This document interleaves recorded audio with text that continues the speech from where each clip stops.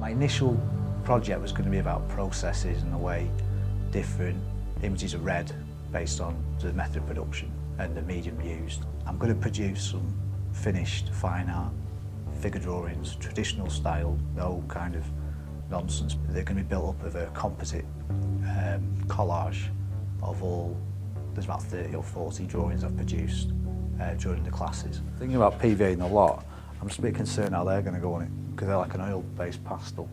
What I don't want to do is do it, and then whatever I pour Well, it you can do doesn't... it like batik, you can just carve it out and then Yeah. you just fill the gaps, like a negative type shit. What do I need? You know, see the wash though? Yeah. I don't know. I think what I'm going to do is I'm going to see how it goes, sand it down and make a decision then. Get some batik on it. Yeah, I could do. Batik and paper, like batik and oil work. Wax Yeah. and oil go. That's true, yeah. Because wax is oily anyway. The biggest concern is when I sand it, just how much it falls apart. But That was really it adds to it. It adds to it, yeah. That was emotional. It adds to it, doesn't it? I want it to be a bit... What I don't want is to be able to see it too much. I kind of want people to go, oh, there's sort of a hint of a head or a toe, Yeah. or, you know what I mean, that's it. You don't want to destroy it much. I want it to be like a You'll lose it ghostly all. remnant of what was there, not a... Like a traumatic memory. Yeah, I mean, when it comes through these ones here, I can't... You know, if you can just sort of see the profile of his face, but not really see anything else. It's good having people around sometimes anyway, you know, having other people producing things. It's validating your own ideas. You can go, what do you think of this? It's just, am I making sense here? Something. It's basically looking at what we put into art and then what we take away from it. Sometimes you'll exhibit something in the gallery and people just walk past it, or they give it just sort of glance as they walk past it, and they don't stop to think this is you know, someone's almost bearing the soul to you, and you know what, actually stop and look at it, take it on board, see what it is. And also from an artist's point of view, this is what it takes to get to a good standard. You have to practice, you have to come in, you have to go the extra mile, and you have to mean it. And that's basically where I'm trying to go with this project at the moment, which at the moment currently involves ripping my work up, which is a bit soul destroying. I've got some large figure drawings which are going to be life size, all making eye contact with you.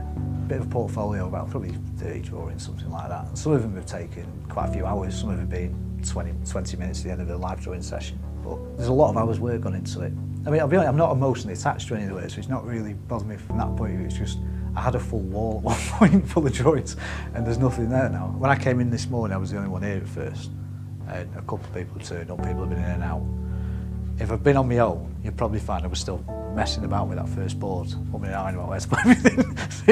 And I don't want to overthink it. I just want to get it on, get it done, and just wherever it looks right to me, that's where it goes. And I was thinking, have I got enough to cover these boards? Have I got enough images?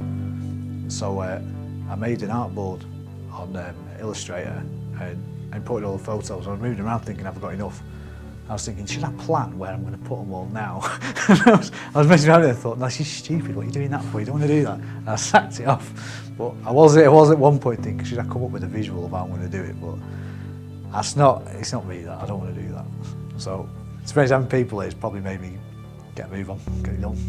What I'm trying to produce is 4 images that are in every way infused with what I've been doing over the past few months, even to the point pastels. I'm going to draw my final pieces, because this one here, I made my own pastels out of pulped images, bit of wax, bit of oil, melt them in a pan, put them in a mould. So everything is going to be about what I've done in the live drawing classes, the extra hours I've put in, and the background. Everything is going to be infused with that. I think sometimes as well, you'll do something and go, I've done this and it means this, and someone will look at it and go, well, I don't see it that way, I see it this way. And you might have done something by accident, it's something somebody else picks up on, and it can completely change the route of your project, which to me is a good thing. It's good to have that. You need to bounce ideas around sometimes. When I'm going to draw an image, sometimes I'm forcing myself to do it. Probably the first time I went to a live drawing class, I really struggled. I think I was maybe a little bit, I was probably a bit too confident. I thought, oh, I'll be okay at this, and then I couldn't do it, and it really stressed me out. I hated every minute of it. But then I came out and thought, right, we've got to go again next week. It was like a challenge, but you know, just to myself really. And then as I've got into it, I'm getting to the stage where I don't want to go home.